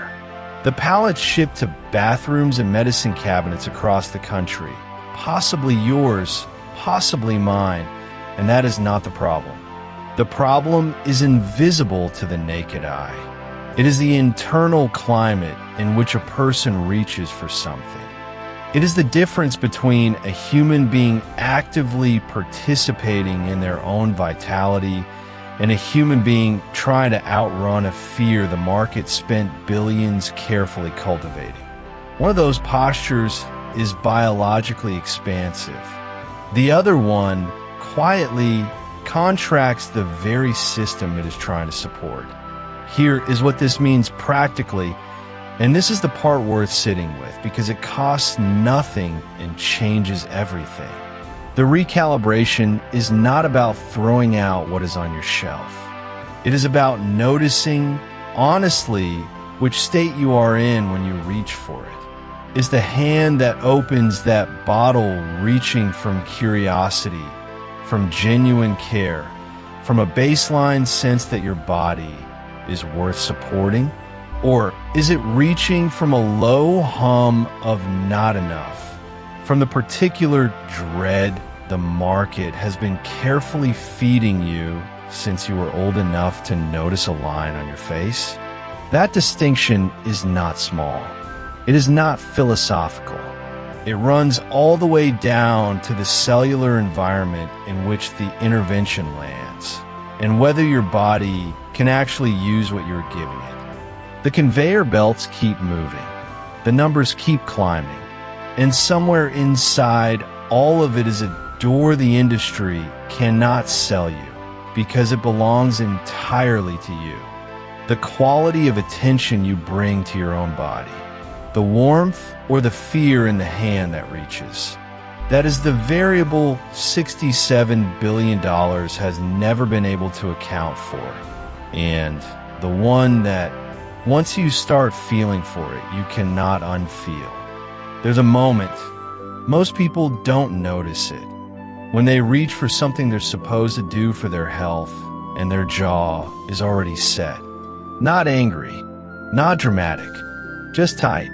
The kind of tight that happens when you're going through motions you stop believing in sometime around month 3, but you keep going because you've already invested too much to question it now. The motion itself is automatic. Open the cabinet. The smell of cold plastic and vitamin B. Count the capsules out onto the counter. Wash them down with water that hasn't warmed yet from the tap. That moment is worth staying with, because it contains something most conversations about men's health skip entirely. Not what you're taking, but what state you're in when you take it. And that gap, it turns out, is where most of the important work is hiding. Think about what the body is actually registering in that tight jaw moment. Not what the supplement contains, not its molecular structure or the study attached to it. The body is registering the field you're operating from. And if that field is, I am fighting something I'm afraid of losing, then that's the instruction being transmitted. Not to your mind, to your tissue. Researchers studying the intersection of thought, nervous system, and immune function have accumulated enough evidence on this to make it uncomfortable to ignore. Immune cell receptor sensitivity changes measurably depending on the emotional context in which health behaviors occur. Same behavior, different emotional surround, different cellular response. The cell receives differently depending on what the body believes about itself in that moment. That's not mysticism. It's what happens when affects science meets receptor pharmacology, which means the internal state you carry into any action becomes part of the action's outcome. When a field shifts, what the body organizes around shifts with it. Not in some cosmic lottery sense. In the immediate, concrete, biological sense that a body executing a behavior from a threat state and a body executing the same behavior from a care state are running different chemistry, different hormonal context, different downstream signals. That distinction isn't abstract. It's the thing the tight jaw is telling you about every morning if you're willing to stay in a moment long enough to hear it. Here's what that looks like in ordinary morning light. Same capsules, same count, same water from the same tap. But this time, and this is a small thing, which is exactly the point, this time you pause. Not to meditate, not to recite an affirmation, just long enough to feel the weight of the capsule in your palm. The smooth gelatin shell, slightly tacky from the ambient warmth of your hand, and you allow yourself one thought. This is a gesture of care directed at this body, which has been carrying me through a world that has not been easy. The jaw unclenches slightly. The breath goes somewhere closer to the belly. The water goes down without tension, and the body that receives what's in that capsule is a different host than it was 11 seconds ago. Not because the capsule changed, but because the container it's entering changed. This isn't soft. This is applied biology meeting the only practical question that matters. From what internal place are you executing this behavior? Because the body's response to any intervention is partly a function of the relationship you have with your body at the moment of intervention.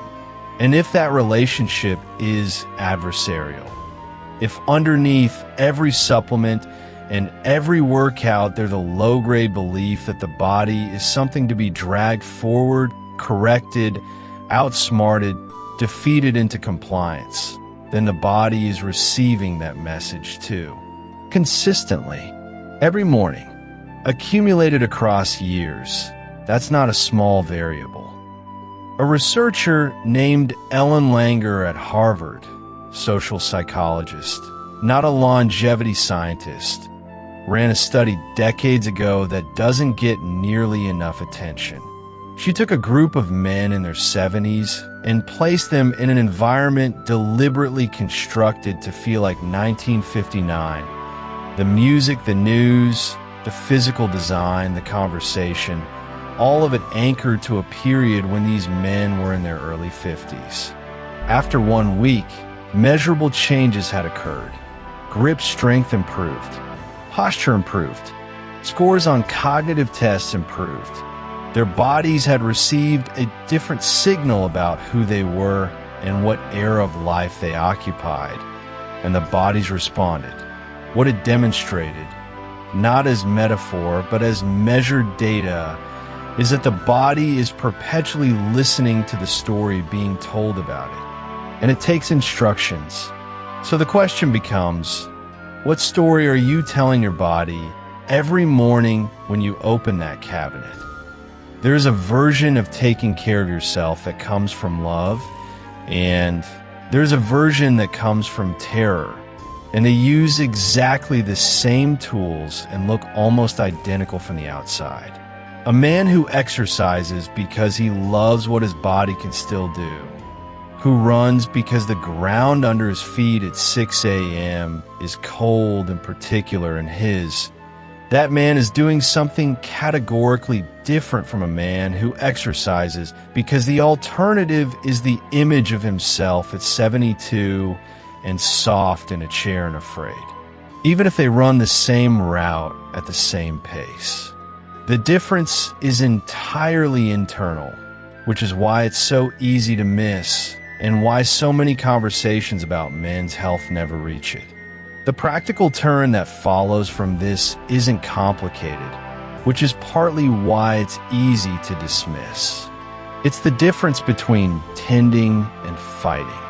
And you know the difference, not intellectually, but in your hands. You know the difference between working on something you love and grinding at something you resent. The motion can look the same, but one of them leaves you more whole at the end of the day, and one of them leaves you hollow. Apply that distinction to the body, not to the protocol, to the relationship you bring to the protocol. Because the protocol without the relationship is just a regime. And regimes, historically, tend to produce exactly the kind of tightness we started this chapter with. The Guardian's argument, the one that opened this whole conversation, contains a real wound inside its rhetoric. And the wound isn't about supplements or programs or the wellness industry's excesses. It's about the emotional architecture underneath the behavior. Because the fear that drives a lot of men's health practice isn't incidental to the practice. It shapes the biology of it. It changes what the body does with the instruction. When that fear is the operating field, the body is in a chronic low-grade negotiation with mortality. And negotiating with mortality every morning before the water has warmed from the tap is not a sustainable relationship with a body you need to be living in for another 30 or 40 years. The shift, when it happens, isn't dramatic. It doesn't require abandoning the stack or the program or the discipline. It requires something smaller and harder, noticing the jaw, noticing the field, allowing the gesture to be care rather than combat. Even briefly, even imperfectly, the body registers the difference at a level that compounds quietly over time, the way the fear has been compounding, except in the other direction. Same cabinet, same capsule, same water. What changes is who's receiving it. That's not a minor variable dressed up in philosophical language. It's the question sitting underneath every conversation about what aging men should be doing with their bodies. And the reason so many of those conversations leave something important unnamed. The tools matter. The relationship to the tools matters more. and the suspicion that honoring the body might just be a softer name for surrendering to it. That suspicion is real, and it deserves to be taken seriously rather than smoothed over. It's where the harder work actually begins. There's a moment, and I want you to hold this before anything else, where you stop fighting a river. Not because you've given up, not because you've stopped caring whether you make it across, but because you've understood, finally, that the fighting was costing you the very thing you needed to get there. I want to tell you what that moment feels like in a body that has been at war with its own aging. Not as metaphor, as a physical report. Resignation feels like the air going out of a room. A slow, almost imperceptible drop in pressure. The muscles don't tense. They do something subtler and worse. They stop participating. The jaw sets. The breath shortens to the top third of the lungs. There's a specific quality to the silence that follows resignation. It smells faintly of old paper, of rooms that stop being entered. Honoring an aging body feels like something else. Not triumph, not the charged air before a race. More like when you stop fighting the current and extend your arms. Same water, same cold, same river, and yet the relationship to it changes entirely. There's warmth in the chest, not heat, a settling rather than a deflation. The body begins to move with a different intention. You can feel the difference the moment it happens, before you have a word for it. That difference is not semantic. It lives in the body before it ever reaches the mind. Last year, The Guardian ran a piece that called anti-aging culture anti-life. The argument wasn't subtle. The writer tracked something that the longevity industry doesn't like to talk about, that the relentless framing of aging as a problem to be solved, the biological comparison, the lab value that slips, the epigenetic clock that ticks louder each year, produces a chronic low-level threat state in the body. Not anxiety in the psychological sense, threat in the cellular sense. The inflammatory cascade stays partially engaged. The repair cycles that run at depth during genuine rest get interrupted. The immune system shifts its posture from maintenance to defense. And it stays there because the culture keeps signaling that something is wrong, that you are falling behind, that the body is failing rather than changing. The piece was provocative, and it was meant to be, but it was pointing at something the research has been quietly building toward for decades. Here's what that research actually found. A group of adults were followed over many years, not for what they said they believed about aging, but for what they held wordlessly in the unreflective layers below intention. Their implicit age beliefs, not optimism, not affirmations, the deep, inherited, mostly unconscious story running in the background when no one is asking. The one that fires when you pass a mirror, when a physical limit announces itself, when someone younger moves through a room with an ease that registers in you like a frequency you're no longer certain you're tuned to. The people who carried more trust in that wordless layer, not certainty, not denial, just something closer to permission, were significantly more likely to fully recover from severe disability in later life. Not cope, recover. The body, it turns out, takes instruction from something older and quieter than conscious intention. Becca Levy has spent 20 years building this case at Yale. Her findings are consistent, and they are, frankly, striking. People who hold more positive self-perceptions of aging live an average of 7.5 years longer than those who don't. 7.5 years. That's a larger gain than eliminating obesity.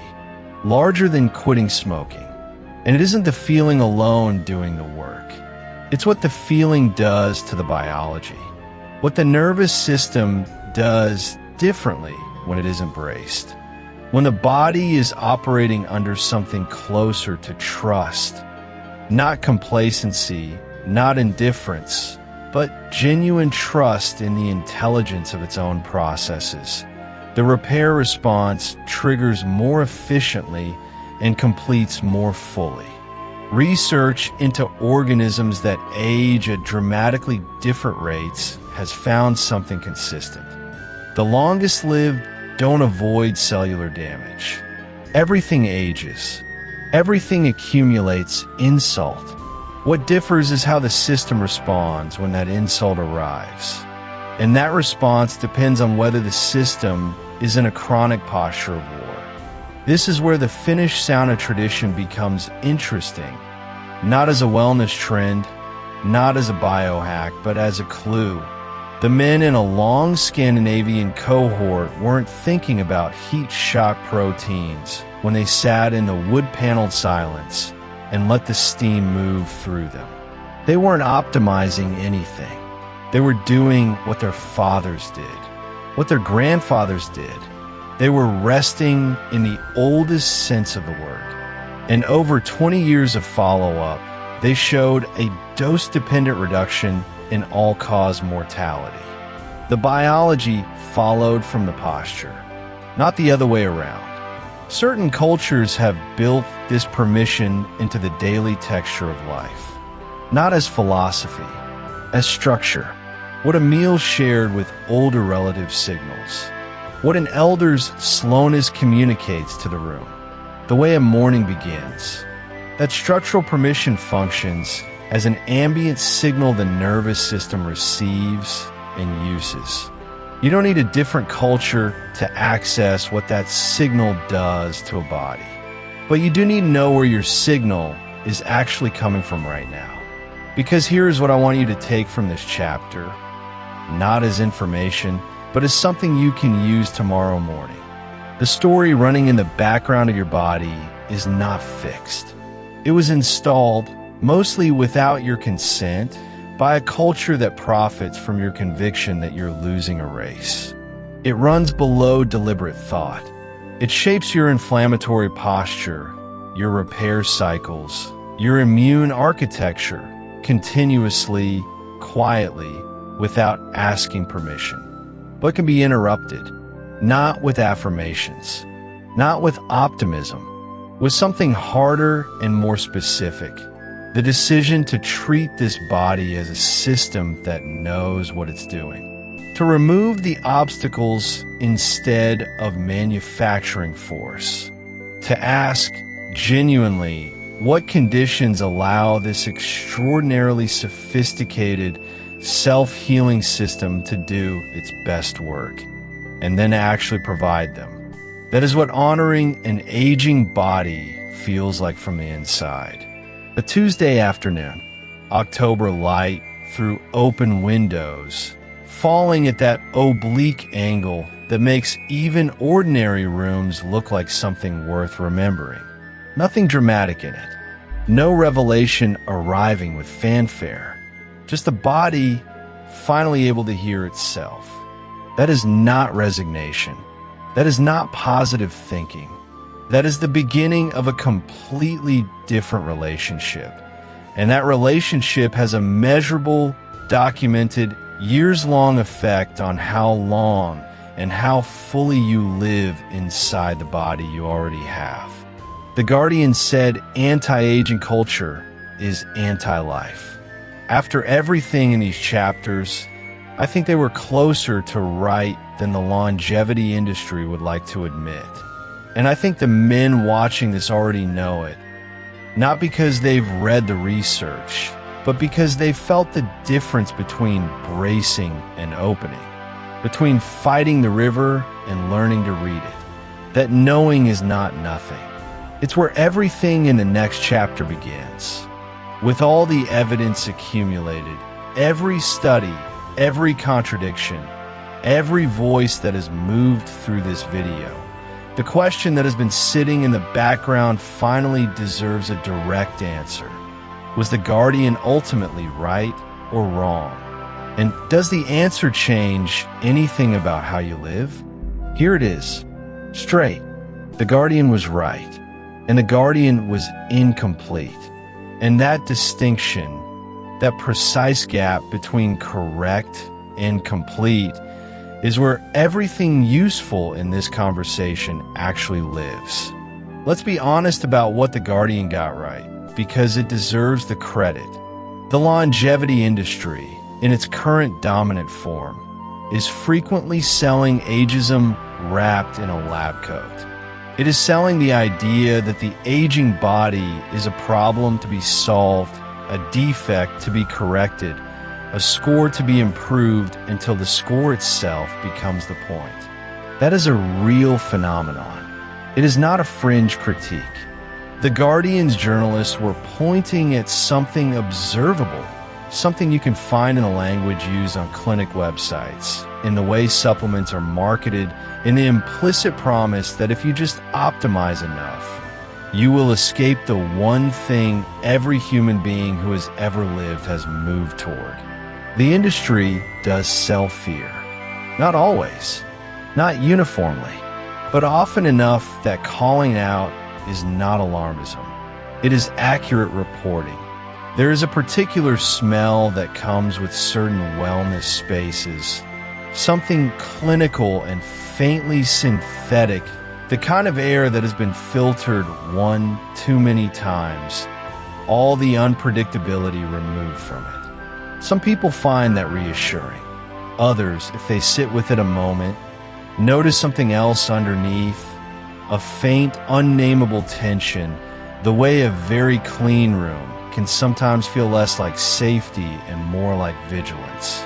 The Guardian walked into that room and recognized what it was, and reported it, and deserved to be heard. But here is where the argument broke down. Here is where being right about the problem led to being wrong about the response. Because the implication running beneath the Guardian's piece, the undercurrent that gave the headline its moral authority, was this: the antidote to a corrupt longevity industry is to stop wanting to live well. Stop wanting to extend your health span. Accept decline as the more honest posture. Treat the pursuit of physical vitality as vanity at best, internalized ageism at worst. That is not a solution. That is a different kind of capitulation, and one that tends to arrive dressed in the language of hard-won acceptance. The people watching this video are not Brian Johnson. They are not spending six figures on blood panels in a Malibu clinic. Most of them are doing something much quieter and much more sincere. They're trying to maintain the energy to be present for their grandchildren, to actually get on the floor, to actually stay awake for the second half of the evening. They're trying to sleep through the night without waking at 2 in the morning with that particular dread that belongs specifically to a body you no longer entirely trust. They're trying to stay sharp enough to finish work they still care about. That impulse is not pathological. It is not vanity. It is not ageism with better marketing. It is one of the most fundamentally human motivations there is. And to tell someone in that position that wanting to live fully is part of the problem, that is not liberation. That is condescension wearing a compassionate face. So the Guardian was right about the corruption and wrong about the antidote. But there's a third layer, and this is the one that has been building since chapter 1. Quietly underneath everything else, the way a current runs under still water. Because even the question of whether to pursue longevity or not, even that framing, misses what is actually at stake. The real question is not whether you pursue it. The real question is what is running the pursuit. A research team spent a decade following adults over 50 tracking not just the health behaviors they practiced, but the internal state from which they practiced them. The finding was not subtle. People who exercised, ate carefully, slept intentionally from a place of fear of disease, fear of what the last scan showed, fear of the number going the wrong direction, showed significantly worse health outcomes over time than people doing the exact same things from a place of genuine curiosity about their own body or simple care for it. Same behaviors, different internal state, different body over time, not different feelings, different bodies. Think about what that means for this entire conversation.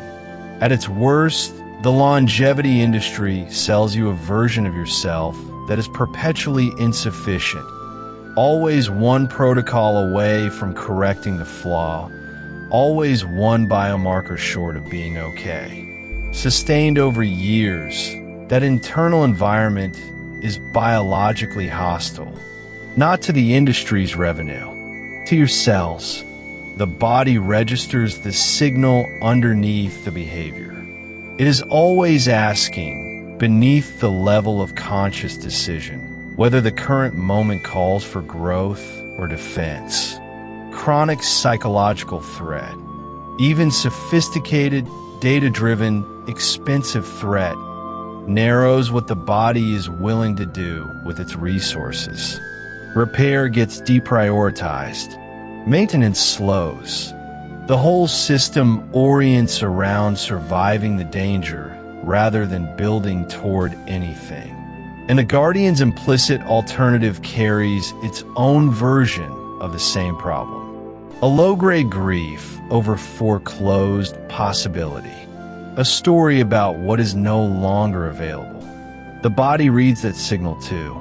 The distinction neither side of this conversation has fully reckoned with, because it cannot be packaged, cannot be sold, does not fit inside either a supplement stack or an editorial position, is that the same action taken from two different internal places produces two different biological events.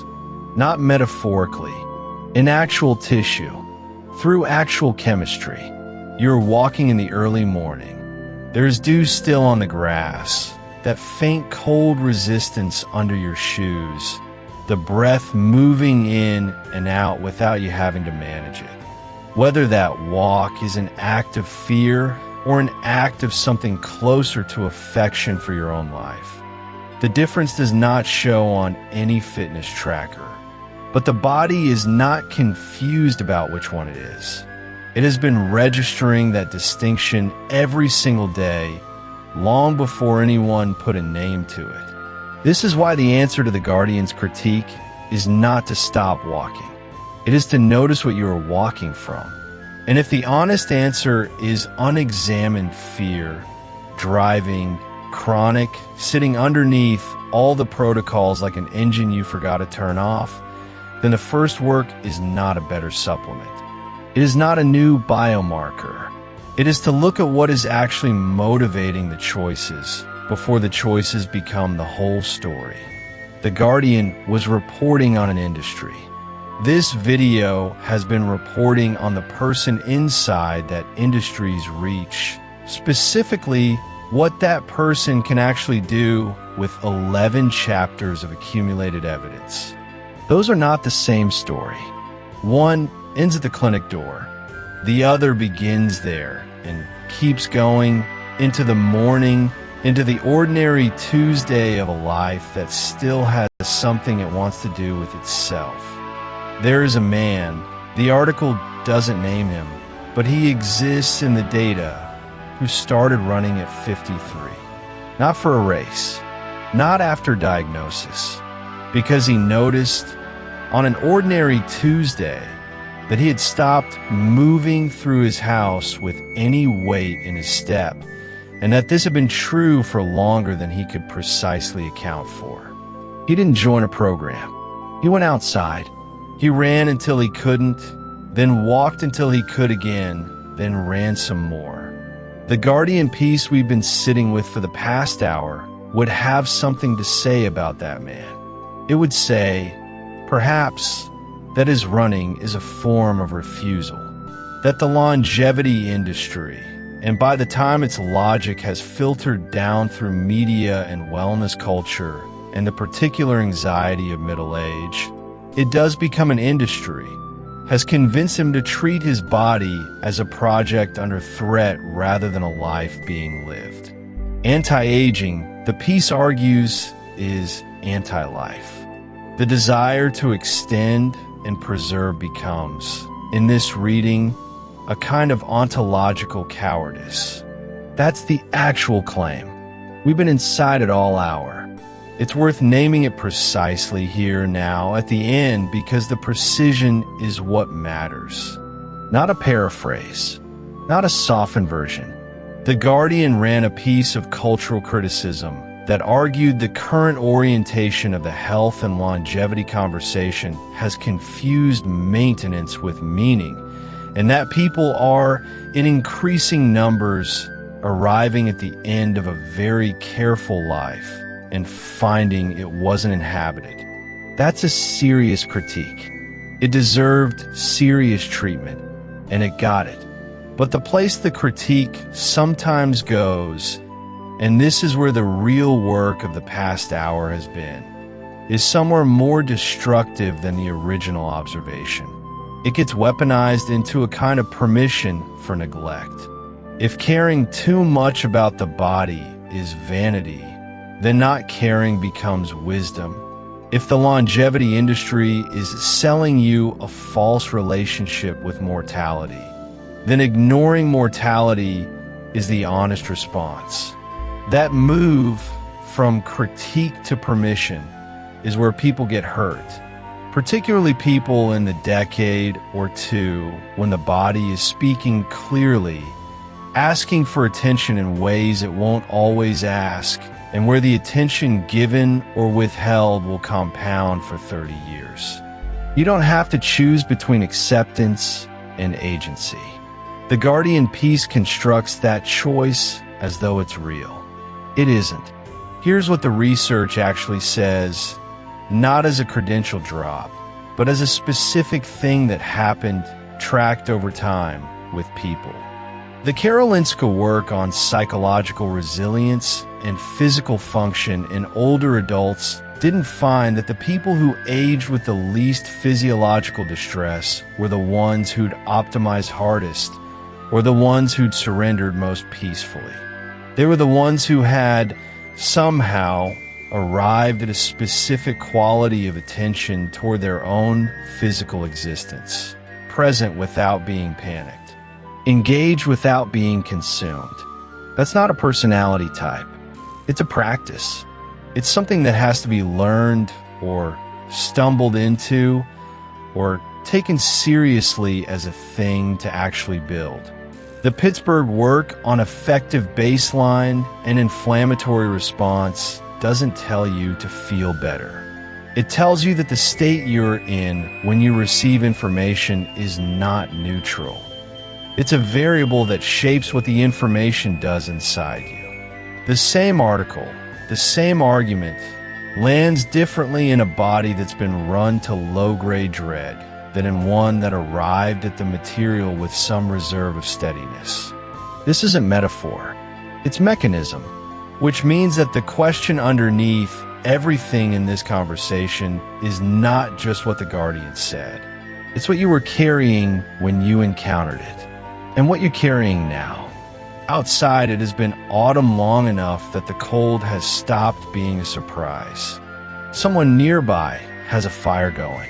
The smell comes in at the edges, wood smoke, and the particular sharpness of leaves going soft in the gutters. And you don't think about it. You just know the season. That kind of knowing, the kind that doesn't require interpretation, that lives somewhere below the analytical layer. That's what the right relationship with your body feels like when it's working. Not monitored, not ignored, present. The man running on a Tuesday isn't refusing death. He isn't buying a protocol. He went outside because something in him knew the difference between a body being used in a body being stored. The Guardian's critique doesn't touch him. He's already passed the false choice. That's the landing point, not a resolution. Exactly. The tension in the original argument doesn't fully resolve, and it shouldn't, because the longevity industry does contain real distortions worth naming, and the Guardian was right to name them, even if the conclusion it moved toward was wrong. The right response to a flawed industry is not abandonment of the project. It's better orientation toward it. It's the difference between caring for the body because you're frightened of losing it and caring for the body because you're actually in it. Those aren't the same thing. They produce different choices, different states, different 30-year outcomes. We've been trying to locate that difference all hour, not to give you a formula for it, but to give you enough of its shape that you might recognize it when you encounter it. In a headline, in a decision, in a Tuesday morning when something in you notices it's time to go outside. That recognition is the whole thing. It's not downstream of better information. It's not downstream of more research or sharper critique or even a more honest media environment. It comes from the particular quality of attention you've agreed to bring to the world, and it compounds over time exactly the way everything else does. Come back when the next one lands. We'll be here. There was no morning when you decided this. No threshold you crossed with any awareness of crossing it. The shift happened the way most consequential things happen past 40. Not as an event, but as an accumulation, quiet and complete, until one day you're standing somewhere familiar and something has changed so gradually you can't locate when it started. That's what the Guardian piece cracked open, even if clumsily, even if it was more interested in landing a cultural punch than following the argument to its honest conclusion. Beneath the think piece posturing and the comments section fury, there was something true embedded in the noise. The uncomfortable thing isn't what the article said. It's how quickly you recognized it. It's 7:12 on a Tuesday morning. The bathroom light is the kind of white that forgives nothing. A man stands at the mirror, not performing anything, not rehearsing the day yet, just standing in the particular silence that exists before the rest of the world has claimed him. He's in his late 50s. The coffee is cold on the counter behind him. He made it, forgot it, came back to find it exactly as he left it, the smell of it dark and slightly bitter in the small room. And there's something about that smell, the way it signals you are here, this is now, that cuts through the usual static. He looks at himself, not at a problem to be solved, not at a before that implies an after. Just looks the way you eventually learn to look at something you've known long enough to stop needing it to be different. What's different this morning isn't the face. It's the expression inside the face. Most of us spend decades refusing to see the distinction between those two things, because the moment you see it, you become responsible for it. The face is what happened to you. The expression is what you're doing with it. This morning, the expression has changed, not into something performed or imported from a book about acceptance. Something older than that, and quieter and more earned.